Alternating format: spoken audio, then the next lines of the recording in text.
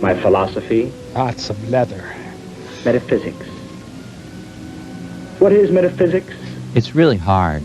There's a long, complicated explanation to that question. Which he'll be happy to give us. But to make it simple, a metaphysician doesn't believe you're dead when you die. So he's not much help at an accident scene. Spooky salutations. It's that wonderful time of year when children dress in costumes and eat vast amounts of sweets, while adults dress in costumes and drink vast amounts of alcohol. It's also a traditional time to pay honour to the dead. So on that note, I'd like to take the opportunity to talk about our friends on the other side. But before we can get into it, we first have to do away with a few stupid opinions. This is a toy made by Hasbro. It is not magical. End of story. This is a machine that picks up radio waves. Unless they have functioning radio stations in the underworld, the random garbled noises these things pick up are from broadcasts made by the living. This is either a double or prolonged exposure, and this is dust on a camera lens. You can't take a photograph of something that doesn't reflect photons. For ghosts to be visible on film, they would have to be made of gross physical matter, meaning they wouldn't be ghosts. She's so transparent. Finally, this is probably someone pulling stuff around with strings. Probably. With all that out of the way, let's begin. According to Greek mythology, the river Lethe flows through the realm of the dead. The water of this river causes anyone who drinks it to lose their memories. At the end of the Republic, Plato describes the spirits of the dead drinking from the Lethe just before they transmigrate into new bodies. However, in Meno, he demonstrates that these old memories are able to be recalled, which is corroborated by Stevenson and Tucker's research with the University of Virginia. This means that these memories still exist somewhere and are, at least potentially, accessible to the living. Returning to mythology, the underworld is said to be inhabited by shades, the lifeless shadows of the dead that flit about like bats, but can be compelled to speak through certain operations. The only discernible property of shades is their capacity to recall memories from their former lives. Now, why would entities defined by memories dwell in a place where memories are lost by those who pass through? One answer presents itself readily, that shades are the memories shed by those who drink the Lethean waters. The true consciousness transmigrates and the memories remain as distinct collections. I sleep now. This matches perfectly with many modern accounts of ghosts, which, according to the alleged witnesses, repeat the same actions mindlessly, as if they were reenacting a past event. The Platonic explanation for these particular experiences is that the witnesses are not perceiving a conscious entity, but are receiving impressions from a shade. This is not, however, a full account of the various apparitions that are reported. No, accounts commonly depict dynamic interactions between the witness and the alleged ghost, which indicate that the alleged ghost is something other than a shade, something conscious. Plato conveys the following in Phaedo. She is held fast by the corporeal, which the continual association and constant care of the body have wrought into her nature. And this corporeal element, my friend, is heavy and weighty and earthy, and is that element of sight by which a soul is depressed and dragged down again into the visible world, because she is afraid of the invisible and of the world below, prowling about tombs and sepulchres, near which, as they tell us, are seen certain ghostly apparitions of souls which have not departed pure, but are cloyed with sight, and therefore visible. Feeling a bit of a chill. So I think I'm starting to maybe feel ghosts or something. Opposed entirely to shades, which are born from the schism between the true spirit and mental aggregates, a ghost in this sense is born from attachment. They are so obsessed with material concerns that they become bound to matter in some capacity. In this instance, rather than the logisticon and the thumeticon being separated as with metempsychosis, they remain together with a subtle vehicle. If you have no idea what I just said, you can see my metaphysics video entitled Me, Myself and I. This principle explains many of the associations generally made regarding ghosts. That they are said to haunt specific material objects and locations, or even their own bodily remains, only manifesting phasmata in the general vicinity of such a locus, is to be expected from a being that is held fast by the corporeal.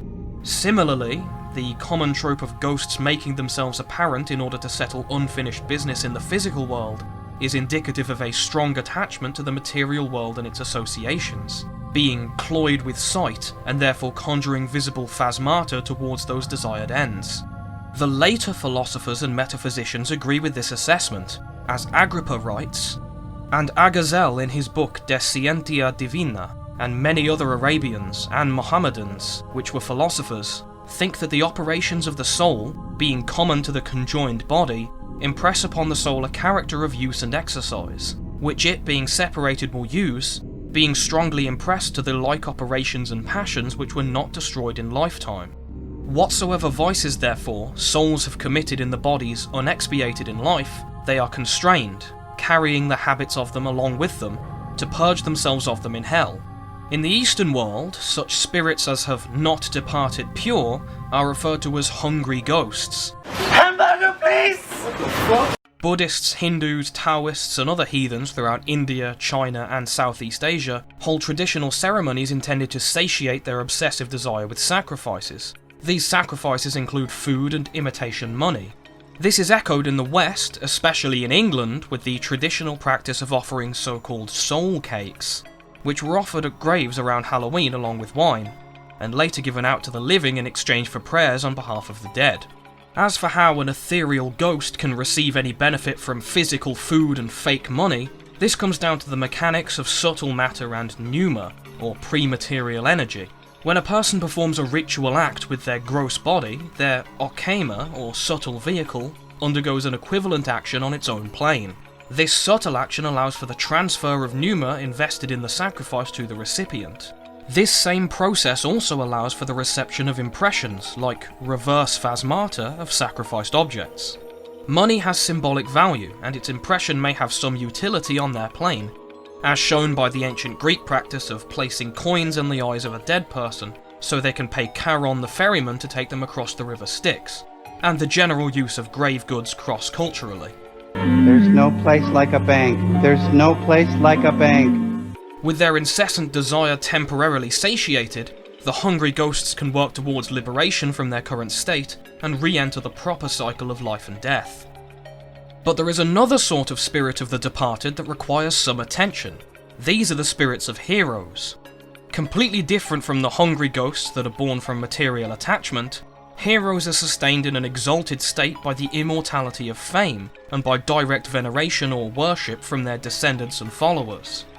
Hero cults form an integral part of the traditions of the East and of the ancient West, because unlike the lofty gods, the deeds of heroes are within mortal grasp. They serve as more down-to-earth role models for the living. These heroes include not only military champions, but prophets, martyrs, kings, poets, and sages. The Greeks placed these heroes in the fields of Elysium, and they live untouched by sorrow in the islands of the blessed, along the shore of deep swirling Oceanus. Happy heroes for whom the grain-giving earth bears honey-sweet fruit, flourishing thrice a year, far from the deathless gods, and Saturn rules over them. The Celtic peoples also spoke of islands of the blessed far in the west, where King Arthur was taken by the Fae. The Germanic Scandinavians told of the Einherjar, the chosen warriors of Woden who dwell in Valhall until the final battle against the Ettins at Ragnarok. Wherever they are, the general consensus is that these heroes are not only models for us to emulate, but are able to provide assistance to us here if they are invoked with veneration, and sometimes they may appear as eidolons, or images in dreams and visions resembling their living selves. I have put a link in the description to a video about these ghostly dreams in association with barrow mounds. This practice directly continued after the rise of the Abrahamic religions, in the form of the veneration of saints among Christians and Shia Muslims. However, as a subcategory of daimonia, the spirits of the dead are not to be given these superior honours meant for the supracosmic gods, as this would be a subversion of the natural progression of being. Having similar psychologies to living humans, less honourable ghosts can sometimes be subversive in order to get what they want. Iamblichus is reported by Eunapius, for example, to have exposed a fraudulent seance led by a deceased gladiator posing as the god Apollo. And I'd have done it too, if you kids hadn't come along. According to Iamblichus, such phenomena were caused by errors in the Theurgic art. For inferior entities assume the appearance of more venerable orders, and pretend to be those entities whose appearance they have adopted, and hence they make boastful claims that exceed the power available to them. For anyone feeling a little too spooked, I have left a link in the description to a video about the more unsavoury sorts of disembodied beings, and how to get rid of them the Vedic way. And so we have a summary of the common ways that the dead can continue to influence us in profound ways, and how we ought to respond for mutually beneficial results. So I ask you, O viewer, if you are even remotely persuaded by the possibility of survival, or if you have even the slightest shred of romance in your soul, go to a graveyard or find a picture of a departed loved one, light some incense or a candle, and offer up a soul cake. It's Halloween, the shroud is parted, the time is right, the dead are watching. Thanks for watching, and have a happy Halloween.